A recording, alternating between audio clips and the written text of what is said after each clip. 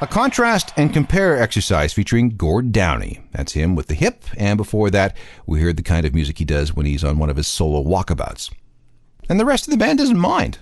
Paul Langlois and Robbie Baker from the group have also done solo albums. Sometimes stepping away from your day job to indulge in a hobby could be the best thing for everybody involved.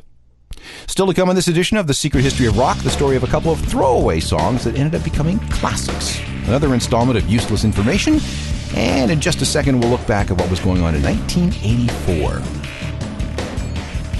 More of The Secret History of Rock coming up. Back to The Secret History of Rock with Alan Cross. Welcome back. I'm Alan Cross, and for the next few minutes, we're going to look at 1984.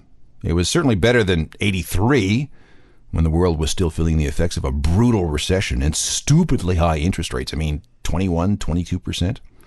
1994 was the year we got the Apple Macintosh. Terms of Endearment won the Oscar for Best Picture. The Summer Olympics were a lame affair because the Soviet Union and its allies boycotted the games in Los Angeles in retaliation for the West boycotting their games in 1980.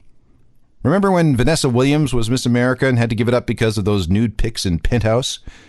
Oh, and it was sometime in 1984 that crack was introduced as a street drug. If you were in Britain, the biggest musical story of the year was Frankie Goes to Hollywood.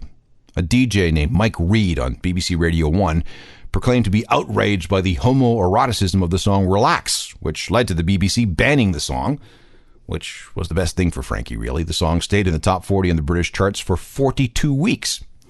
While that controversy was going on, a second single was released, and it was huge.